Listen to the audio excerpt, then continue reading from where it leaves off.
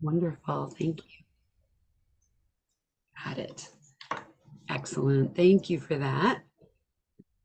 So, welcome everybody. I am Sarah Johnson, and this is Trauma Informed Responses to Challenging Behaviors. This is one of our offerings for Resilient Winona County.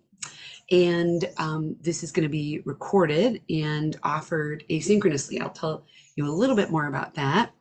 Resilient Winona County is a collaborative in our Winona County area, and we are really working to increase the resilience of our community and county as a whole.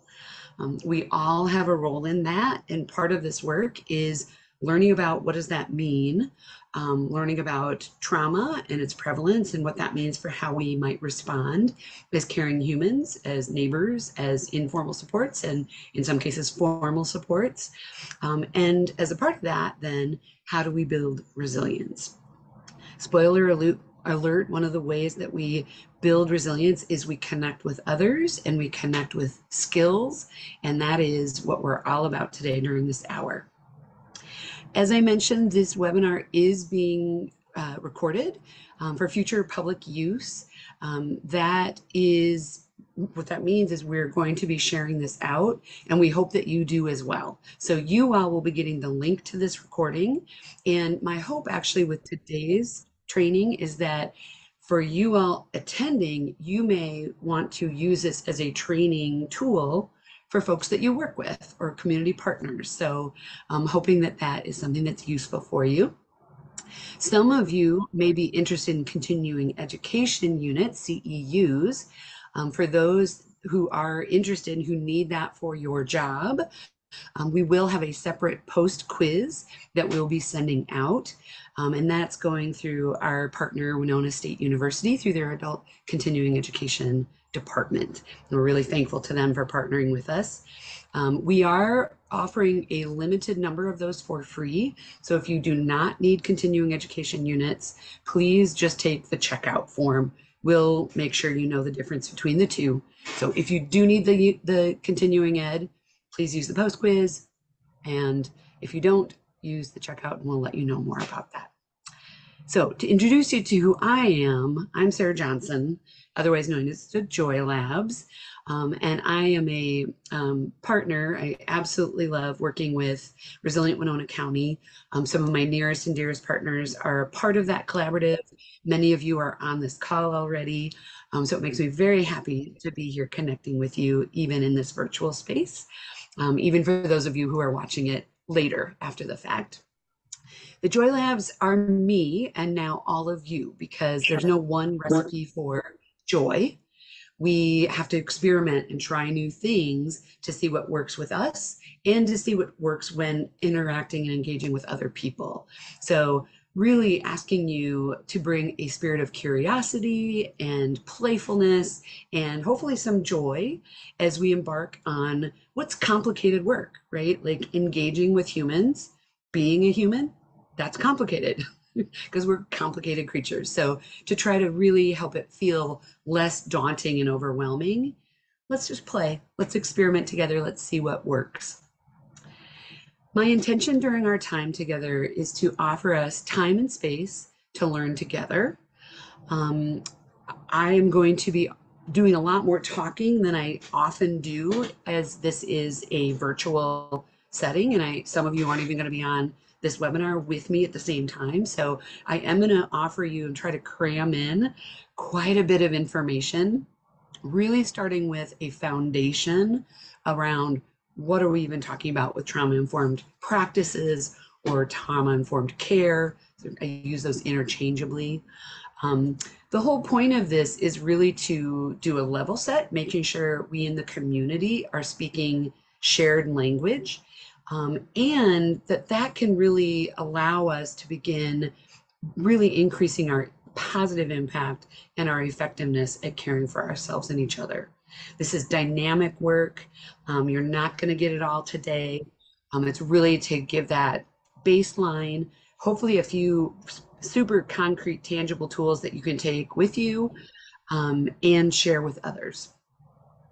So our objectives for today. My hope is that you leave this session with increased knowledge about how common trauma is, and how resilience is built. We're not going to take a deep dive, but I want you to have at least a baseline understanding of that. I'd like you to also leave understanding that this is really dynamic work, meaning we're going to be constantly learning and growing. And so hopefully if you're somebody who's a pro at this already and has quite a bit of knowledge and training in trauma-informed practices, maybe you simply leave with just a kind of spark of maybe something that's a reminder of something you can do, or maybe even a small little new tool or something that you can share with others. Certainly for those of you who are new to this work, I'm hoping that this comes as a empowering session and something that helps you feel like, okay, this is complicated and I got this. I've got people who've got my back. I know that there's others who are going to help me keep learning and growing in this area. Also, in terms of our objectives, my hope is that you can leave able to describe at least one strategy for responding in a trauma-informed way to challenging behaviors in others. So at least one strategy. I think I've crammed quite a few in. Our time together generally, I'd like to, once I get through this piece, help you arrive. So you are here in the virtual space or you've turned on the webinar. I want to give you a chance to like emotionally get here, spiritually get here, cognitively get here. Going to give you an overview of trauma and resilience. We can't talk about trauma without talking about resilience. So we'll be talking about both of those things. That includes some definitions around what that is, what trauma-informed practice is. Then we'll dive into something called co-regulation using a framing called the window of tolerance. Then I always like to give some time for taking it with you, meaning giving you a chance to take a look at what are the top things that you're going to walk away with. What do you need to be able to enact those, or like take those things and you start using them right away, and or where might you need some more practice? Who can help you with that? Who can help in growing your training and knowledge? So, got you through the initial stuff. And now I'd like to arrive with you. What I mean by arriving is getting settled, getting grounded, and making sure that your brain is ready to learn. It's the end of a day, it's a Monday, the sun has come out. I don't know what day you're watching it if you're watching the webinar, but I'm assuming you have a life outside of this webinar. And so lots of things that may be distracting you and pulling you from paying attention. So before we even get into any content at all, I want to give you an opportunity to get here, in quotes. So I'm going to invite you to just find a position where you feel comfortable and you feel ready to take in information.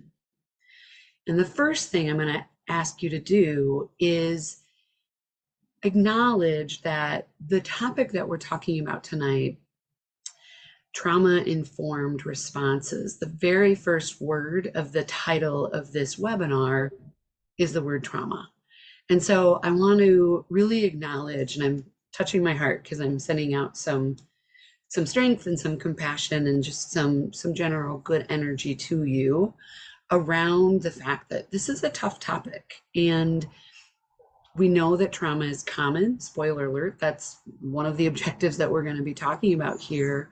But what that means to me is that trauma lives probably in any space that we enter, whether that be a webinar like this one, or the spaces in which we work. So rec centers and libraries and schools and parks, right? Like anywhere we enter in the community, a grocery store, the places where we worship, on the pickleball court, right? Like in all of those spaces, there are humans, which means in all of those spaces, in all likelihood, people are coming with a history of trauma.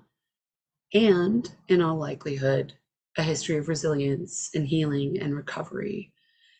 We may be all over the place on that spectrum though, so I want to just really make space for you as we talk about this topic and as you continue to learn about this topic and as you bring these strategies and these principles out into your work with other humans, to remember that you're a human first and that your own history, your own experiences, of course, inform how you are and how you show up. And so sometimes that means we need to take care of ourselves. And so if at any point on this webinar you need to just pause and maybe space out a little bit or move around or take a drink of water, check out, press pause, press pause and then come back to the recording, that is completely fine. And in fact, what I encourage you to do. So please care for yourself. The next thing I'd have you think about by way of arrival is, how charged is your battery? So I invited you to find a position and a posture. And so I invited you then to notice, just this acknowledgement that this can be difficult work, some tenderness around that. Now I'm going to invite you to kind of check in with yourself and tune in like, if my own personal battery charge, not your phone, you as a human, had a battery charge of 1 through 5, with 1 being barely any juice, I'm at the end of my battery charge, 5 being I'm fully charged, ready to go, ready to learn, like here for it. So on a 1, 2, 3, or 4, or 5, reflect for yourself, what's your battery charge? And for those of you on the webinar who can respond in the chat, if you would throw that in the chat, I would love to see your battery charge. So 1, 2, 3, 4, or 5. Got a couple of 3s coming in, 3.5, 3, a lot of 3s coming in. So a 2, a 2.5, great honesty, great noticing everybody. Got a 4 coming in, a lot of 2s, 2.5s, 3s. Okay, this is not unexpected at the end of a Monday. I would be really surprised if you were all 5s. Now, for those of you who are watching the webinar, you might be watching at a time where your charge is higher. Why do you suppose I'm having you think about your battery charge? I'll have somebody maybe throw in the chat why it might be valuable to notice your battery charge before we do anything. Go ahead and throw that in the chat if you have an idea. And I'm going to move us to the next slide while somebody's answering in the chat. My last piece of arrival and grounding for you is just tuning in beyond your battery charge. Maybe settling in, maybe taking a deep breath. Yep, Terry, I love that. Ability to process and be present, attending and active listening. These are great reasons to check your battery charge, right? Like if we're not noticing where we are, we might hop onto a call and just space out the entire time and not get anything out of it. Yes, I love that. We might not bring our whole self. These are great answers in the chat there. So taking into account where your battery charge is, where you are in space right now, maybe taking into account that this can be a difficult topic. Maybe notice, what does your body need to be able to learn? Would it be helpful to stand up? Would it be helpful to put yourself in a strong posture for a moment? Ta-da! Whew, ta-da! Shake it off a little bit. Would it help to take a drink of water? And if you need to, go grab a drink of water before we get started. For those of you who are watching the webinar, you can pause and do that. For those of you on the call, go ahead, move around if you need to, bounce up and down, do the things that are going to help your brain be ready to learn. So, as we did those 3 arrivals, why do you suppose it might be helpful that we start our session off taking a look at that? So I asked you about the battery charge. What about acknowledging or thinking or talking about trauma can be tough? What about checking in on how you're ready to learn? Would one person be willing to unmute and share, why do you think this could be a useful thing? But even more so, how might you apply this in your work with other people? Maybe your work with young people, maybe even outside areas like your actual personal life. Anyone willing to hop off and answer that?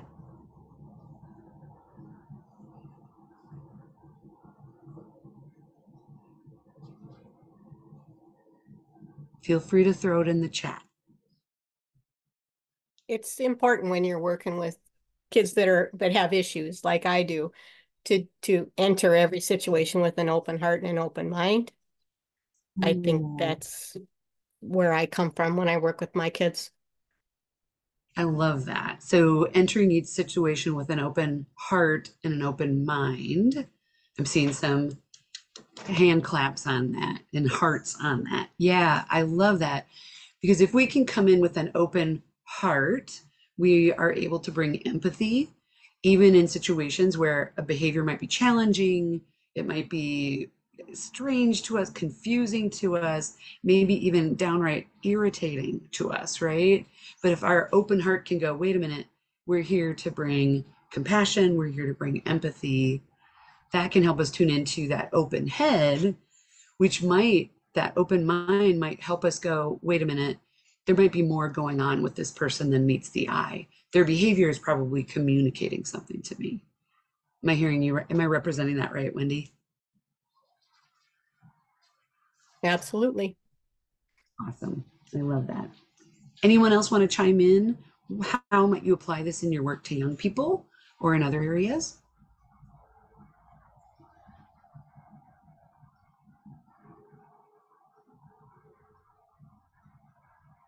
Okay, I'm not seeing any hands up, so I'm going to move to the next slide.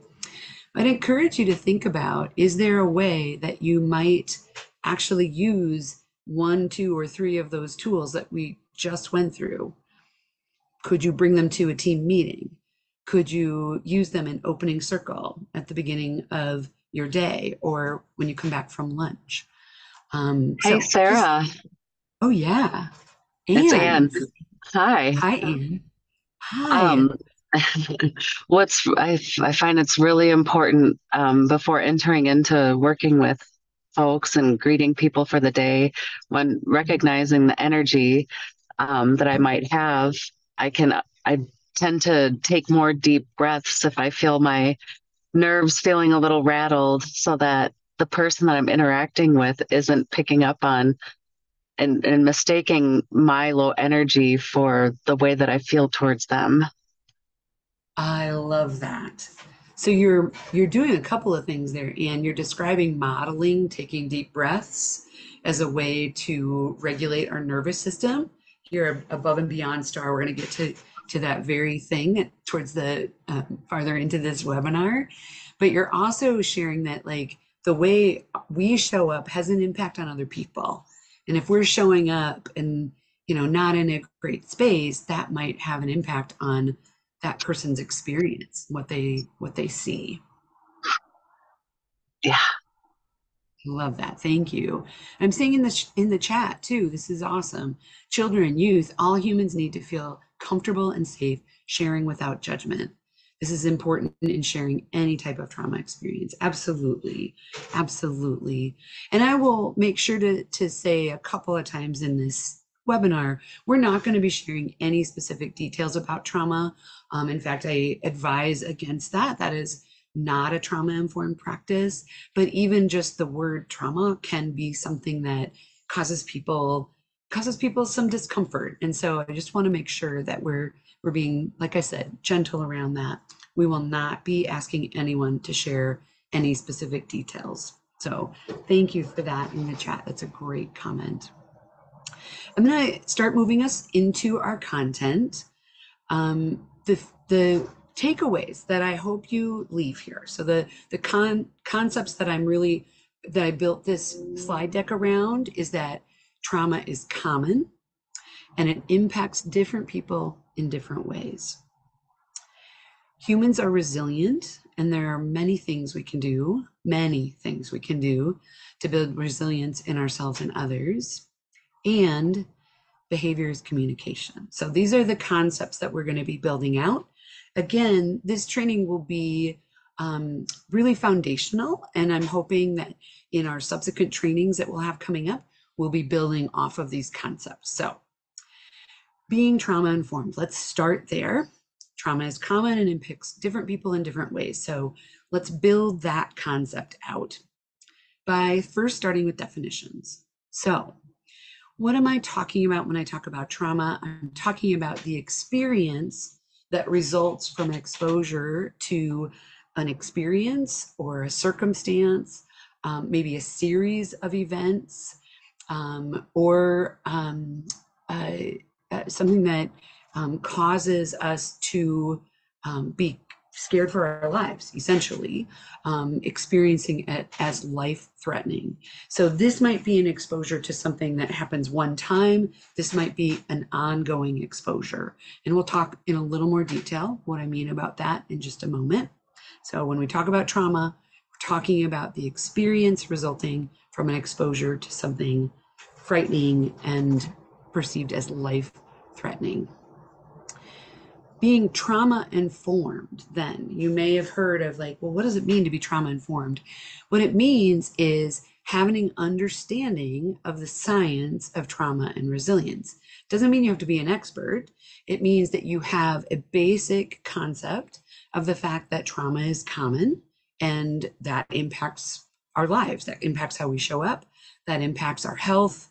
And so as individuals and organizations who are wanting to respond in trauma-informed ways, that means the empathy that we bring that is based on the science that leads us to the actions that we take. So being trauma-informed or trauma-informed practice or trauma-informed care, sometimes known as TIC or TIP, trauma-informed practice is TIP and trauma-informed care is TIC. Those are the actions that we take as a result of that knowledge.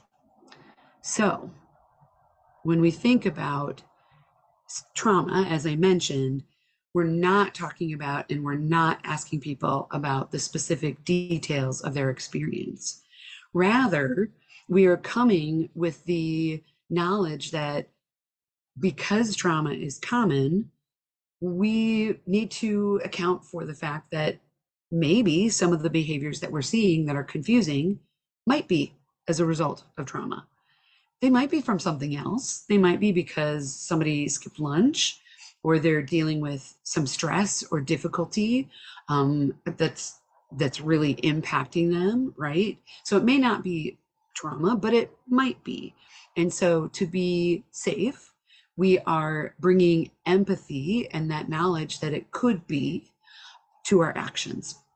So talking a little more detail about what we're talking about with trauma. So adverse childhood experiences.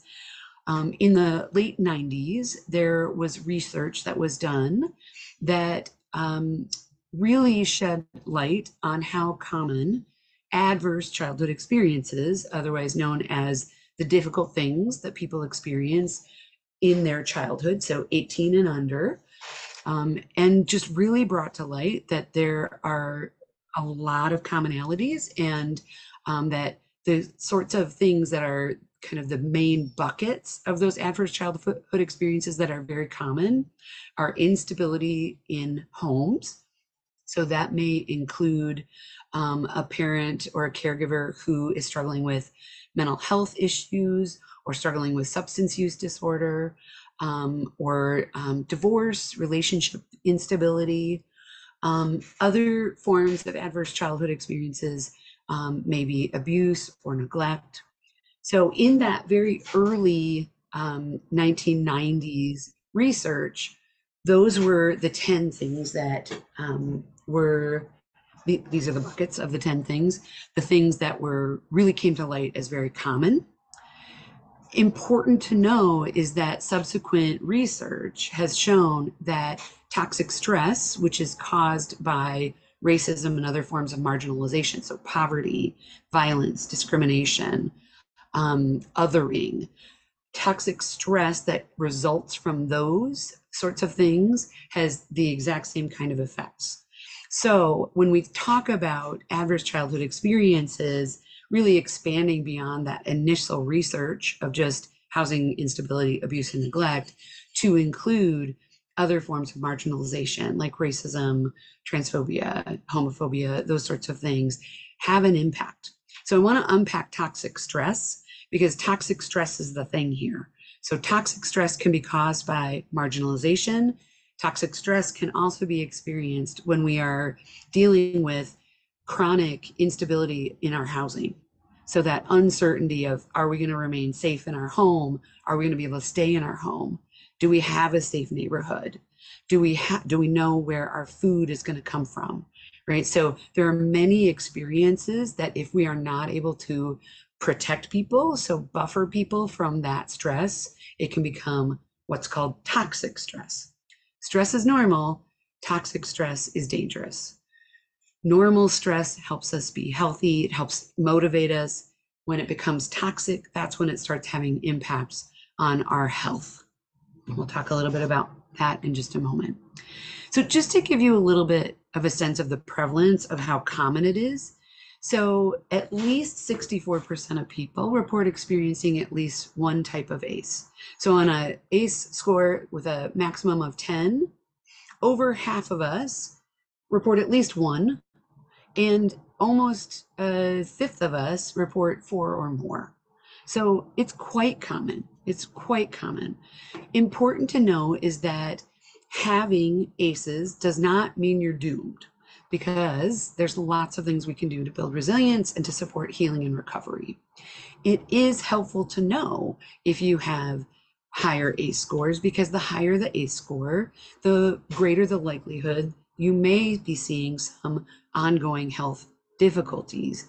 And we'll talk more about that in a moment, which means the more knowledge you have, the more we can do to help support people. So important to know that if you have a number of ACEs, there are things we can do.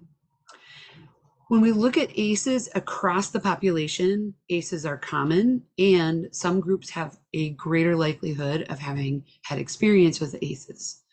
This slide speaks to that. If we think about this as our health is made up of way, way, way more than just, do I put cheese on everything I eat or not, right? Do I go to the Y and, exercise once or twice or regularly? Like that, those things are influences on our health, but way, way, way more are the things that our community can help us be supported in, meaning how we're treated with dignity and with a sense of belonging and connection, a sense of agency in our communities, being able to have quality education, being able to have stable, livable income, being able to be treated well, right? So all of those things have an impact on our health and on our resilience. So I want to specifically call out racial trauma and define that. So when we talk about racial trauma, I mentioned that a little bit when we're talking about toxic stress and how that fits into ACEs more generally. Racial trauma is the mental and emotional injury that's caused by encounters or experiences with racial bias, ethnic discrimination, racism, and hate crimes.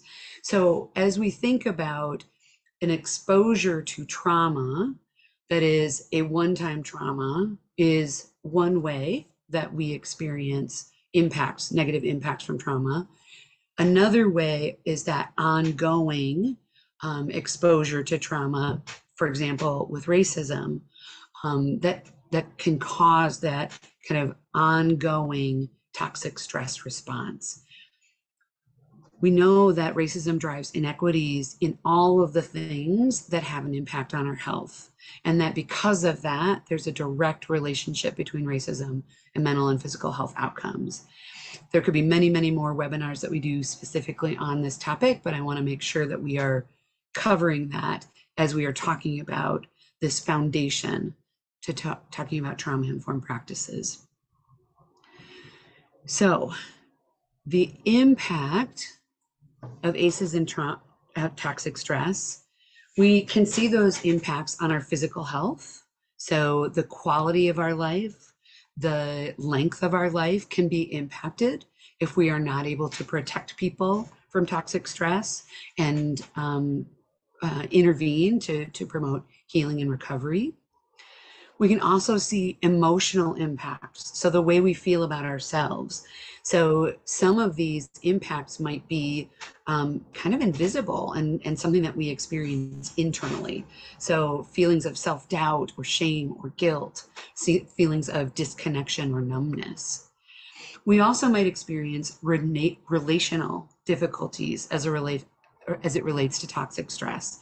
And that might be, as I think about the topic here of challenging behaviors, that may be where we may be seeing that impact through relational difficulties, through communication difficulties. So we really want to note that some of the impacts we may not be able to see. It may be coming out in these what we call externalizing behaviors. So behaviors that we can observe. And if we are not bringing our empathy lens, we may mistake this for quote unquote misbehavior or quote unquote defiance, right?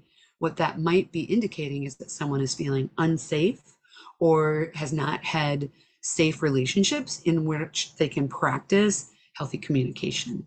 So it may be coming out, I like to call it crooked, might be coming out crooked in ways that are not as effective. So I also mentioned that an important concept today is that humans are resilient and there are things we can do to build that resilience. So touching on resilience is our ability to adapt, cope, and thrive despite tough and challenging experiences. We don't need resilience if everything is fine, right? There's no need to adapt if everything's going well.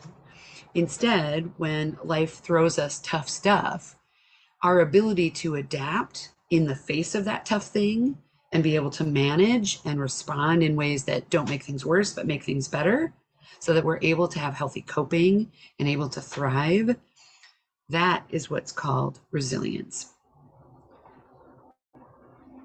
Resilience is grown through connection, and there's many kinds, including personal, cultural resilience, economic resilience, social resilience, community resilience. We're focusing here on personal and community resilience, and know that the more resilient each of us are, the more resilient our communities will be, meaning we all benefit from focusing on resilience, especially the resilience of those who are struggling most in our community. We all benefit from that because that brings, what's that quote? Rising tide raises all ships.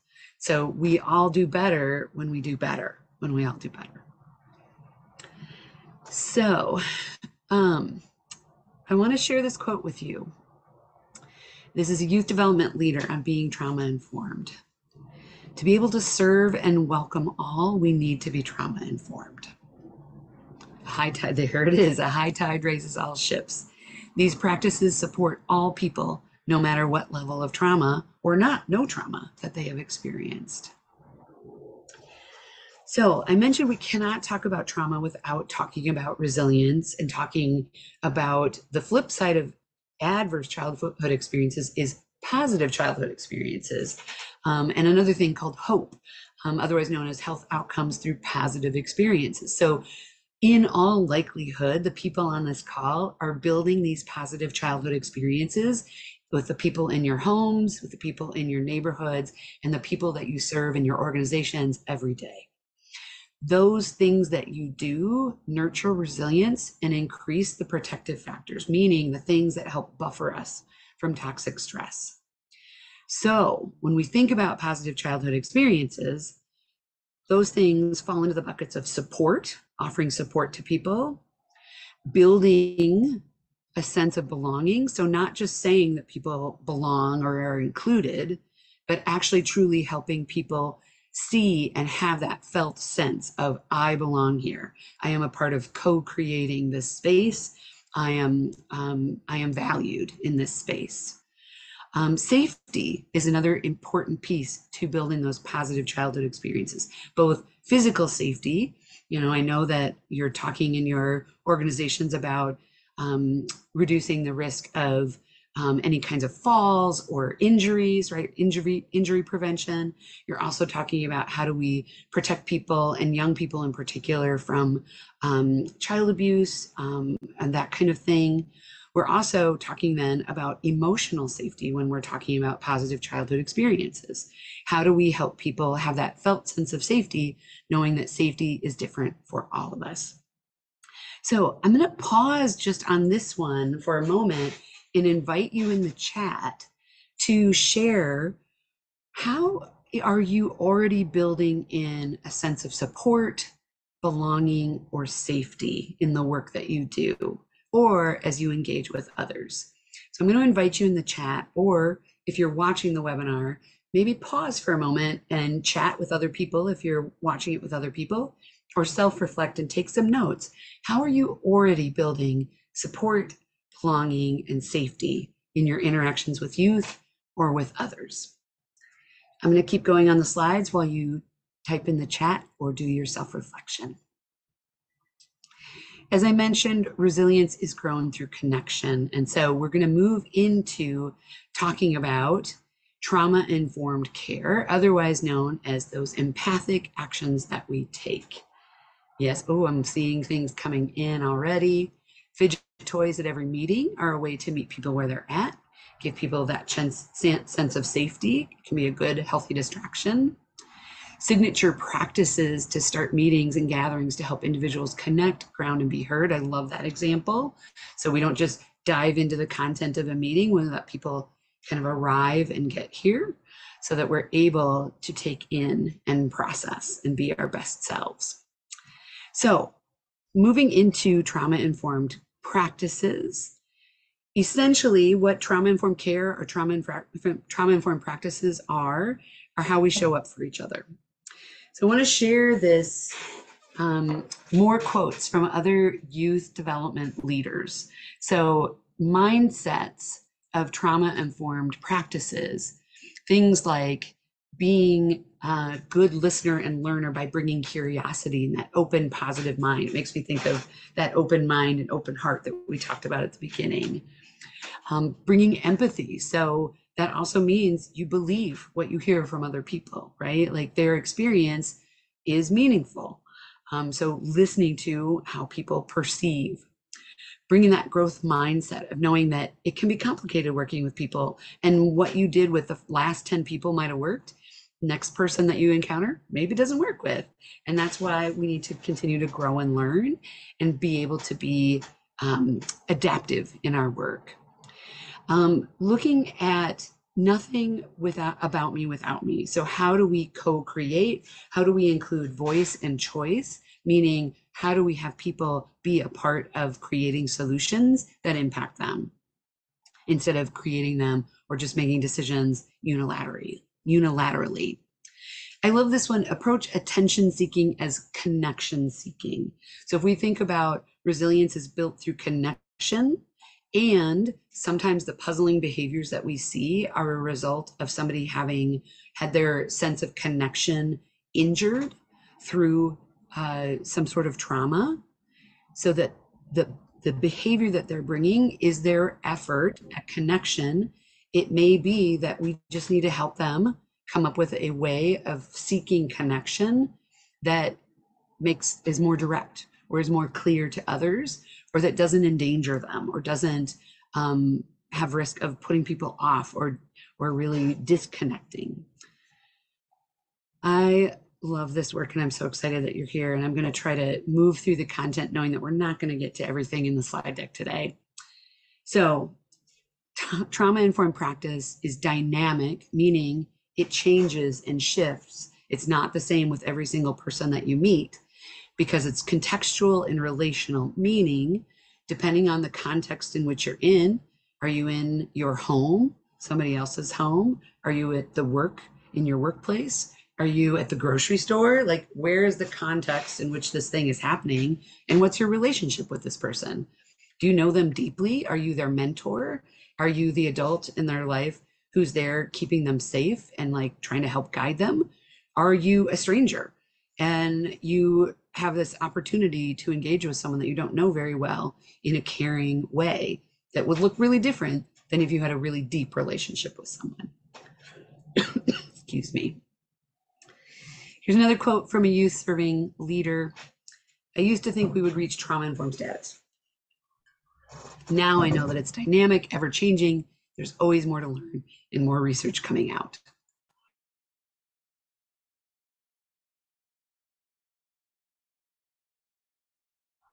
Excuse me as I have a tickle in my throat.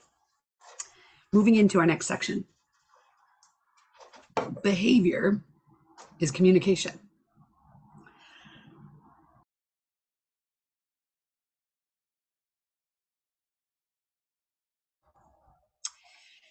Another youth serving leader, in their wisdom, said, "We used to address these behaviors as problems. Now we try to understand this as communication because it means we can better meet individual needs. Instead of trying to apply one size fits all, we can apply interventions that are going to work more specifically based on what's going on with that human." So I want to offer you a way of thinking about dysregulated behavior, otherwise known as behavior that might be challenging, behavior that might be confusing, behavior that might be labeled as quote unquote misbehavior or defiance, right? Dysregulation is a way of thinking about this. And as we think about as youth serving leaders and as humans who are serving other humans, who love other humans, who interact with and engage with other humans, both professionally and personally, the best way we can provide care to others is through what's known co-regulation. So let me give you a couple of definitions. Self-regulation are the life skills we use and develop throughout our lifetime through relationships and experience and through practicing these skills. Essentially, what that means is when we notice our battery charge is low, when we notice that we're not in a learning mode, maybe that's because we're anxious or overtired. Maybe it's because we're sad or we're angry or we're frustrated. When we become dysregulated, we're sitting more in our big feelings, is a way I like to describe it to the littles. So more in our feelings than in our more connected brain, where we can bring both our feelings and our more logical brain. Self-regulation are the skills like sitting back in our seat, taking a breath when we hear a chime,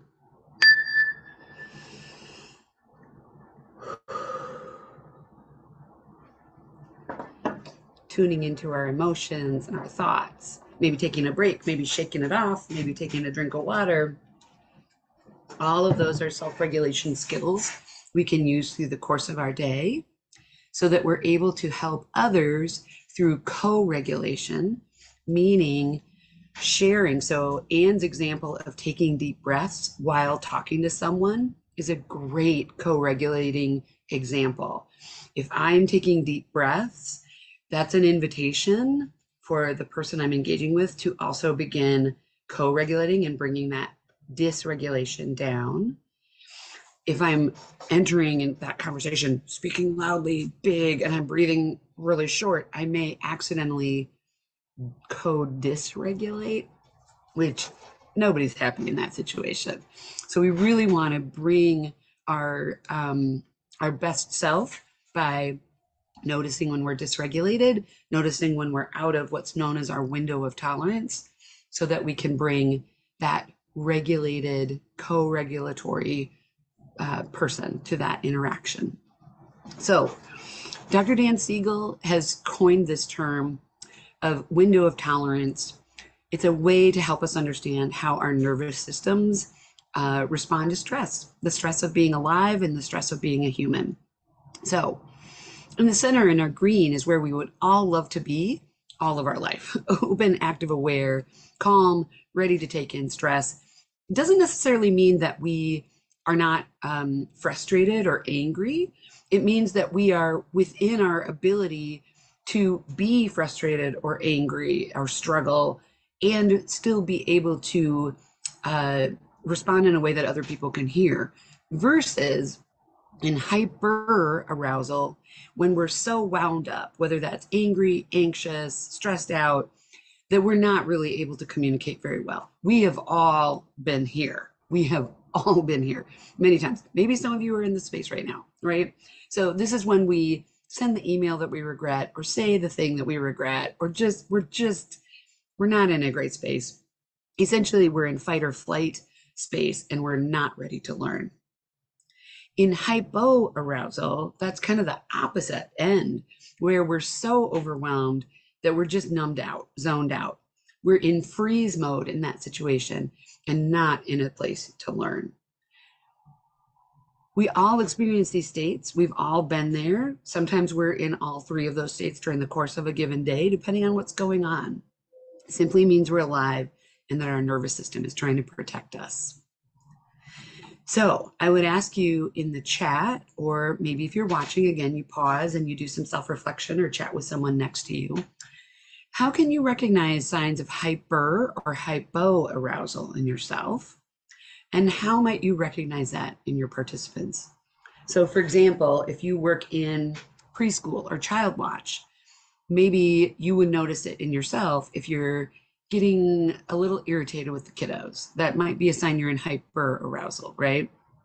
Good time to take some breaths, do some grounding, maybe tag team with your coworker so that you can get yourself well regulated and back in your window of tolerance. How might you notice it in a childcare setting with your participants? You may well see it or experience it with a child running away, right? Hyperarousal, running away may look quote unquote naughty, but that may be indicating that a child is feeling unsafe or is just in that extra energy mode and unable to regulate themselves. Hypoarousal in your space, if we still use that same example of childcare, that could be seeing a kiddo who's putting their hood on or not participating or particularly quiet, right? That could be a sign that that child is in hypo. And I see in the chat, yeah, can notice it in yourself, feeling it in your heartbeat. Absolutely. If you're able to tune into your heartbeat, you may notice when it's going really fast, that's probably a sign of hyper. When it's going super slow, that might be a hypo. So I'm going to share with you some strategies for widening your window of tolerance. And these, spoiler alert, are strategies that you can use with other people as well. So the stronger and more consistent our self-care practices are, in other words, the things like brushing your teeth, getting sleep, fueling up with good foods, moving your body, connecting with other people, like all of those things can help us build a strong foundation and help us widen our window of tolerance, meaning we're able to tolerate greater levels of stress in our day-to-day life. Leaning on supports, asking for help when we need it. All of these are things that we can be modeling so that we are teaching them to the people that we're serving. Hyperarousal, some of you may know some of these things and maybe doing some of these already. I'll invite you in the chat. If you have strategies to manage when you're getting way up here in hyperarousal and you're not seeing them in the list, you can add those in the chat. What are things that help you slow your breathing down? Sometimes it's breaking a sweat. Sometimes it's like, okay, I'm just going to tune in. Okay, I can smell the flowers on my desk. I'm looking at the sparkly sticker on my thing. I am touching the cool surface of the table. So whatever your 5 senses are, you can tune into 1, 2, 3, 4, or 5 of them. You can do a body scan. I'm seeing fidget toys in the chat. It's a great example. Getting out, touching grass, as the gamers say. So contact with nature can help us bring that level of hyperarousal down. Whereas hypoarousal, we're really trying to kind of kickstart again, which means we may need to really shrink the challenge, meaning small things. You can add in the chat too what you do to help with hypoarousal. Trying to start with one thing at a time instead of 3 things at a time or 20 things at a time, right? So first I'm going to do this, then I'm going to do this, then I'm going to do this. I love that example in the chat. Walks is a great example for actually both hyper and hypo. They can get us started. A hypoarousal walk might be a stroll, whereas a hyperarousal walk might be a power walk. So you can experiment, here's the laboratory again, to see what works for you and with those that you serve. So briefly, I just want to share this slide. I'm going to keep this in the deck. So when this gets sent out to you, I'm going to encourage you to take some time with the slide deck and in particular, maybe a few of the slides that we didn't get to or in some depth. And that is just noticing that in the window of tolerance, we can really work to build, to reduce the risk of challenging behavior by really building safe and predictable environments. So helping people know very clearly what to expect in that environment and helping people be successful in that environment. Unconditional positive regard and belonging, that just means really bringing that empathy and that sense of everybody is an important person.